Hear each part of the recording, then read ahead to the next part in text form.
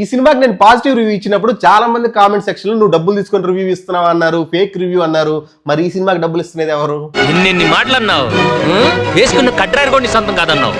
యో guys, welcome to Bombay Talkies. ఈ సంక్రాంతికి 5 సినిమాలు రిలీజ్ అయ్యాయి. రాజా సాబ్, మనశంకర వరప్రసాద్, భర్త మహాశైలకి విజ్ఞప్తి, నారీ నారీ నడుం మురారి, అనగనగా ఒక రాజు. ఈ 5 సినిమాల్లో ఒక సినిమా అయితే 100% ఫ్లాప్. ఇది అందరికీ తెలిసిందే, రాజా సాబ్.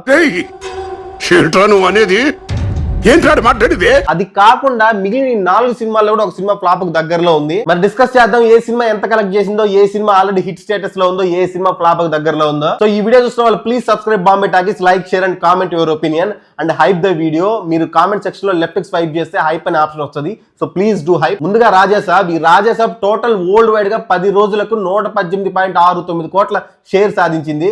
ఈ సినిమాని అమ్మింది వచ్చి 207 కోట్లకి. అంటే ఇంకా 88.30 కోట్లు తిరిగి రావాలి థియేటర్స్ నుంచి.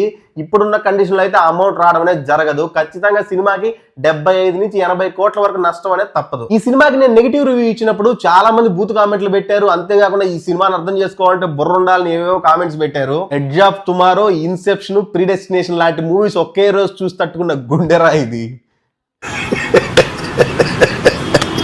ఈ రాజా సాబ్ సినిమా విషయంలో జరిగిన పెద్ద తప్పు ఏంటంటే అప్పట్లో ఐ మనోహరుడు సినిమా కూడా అదే తప్పు జరిగింది. వీటి గురించి మళ్ళీ మనం క్లియర్ గా డిస్కస్ చేద్దాం. తర్వాత మూవీ మనశంకర వరప్రసాద్. ఈ సినిమాకు 7 రోజులు గాను వరల్డ్ వైడ్ షేర్ 142.36 కోట్లు. ఈ సినిమాని అమ్మింది 120 కోట్లకి. అంటే సినిమా ఆల్రెడీ 22.36 కోట్ల ప్రాఫిట్ లో ఉంది. అంతేకాకుండా ఈ సినిమా 7th డే కలెక్షన్ లో ఇండస్ట్రీ రికార్డు పెట్టింది. అంటే ఇంతకు ముందు వరకు మన తెలుగు స్టేట్ల వరకు అలా వైకుంఠపురంలో 7th డే కలెక్షన్ 8.43 కోట్లు.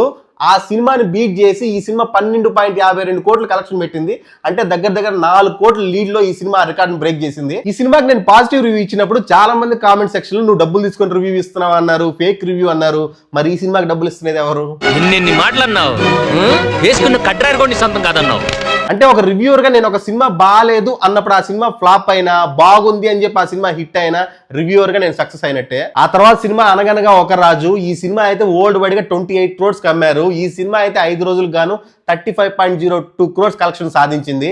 అంటే సినిమా ఆల్రెడీ 7.02 crores ప్రాఫిట్ లో ఉంది. అంటే ఈ సినిమా కూడా సంక్రాంతి విన్నర్ లిస్ట్ లో జాయిన్ అయిపోయినట్టే. ఆ తర్వాత సినిమా భర్త మహాశైలకి విజ్ఞప్తి. ఈసారి రవితేజ బాగానే ట్రై చేశాడు కానీ ఈ సినిమా కూడా ఫ్లాప్ అయ్యేలాగే ఉంది. ఈ సినిమాను వరల్డ్ వైడ్ గా 20 కోట్లకు అమ్మారు. కానీ 6 days గాను ఈ సినిమా ఇప్పటి వరకు 9.74 crores కలెక్ట్ చేసింది.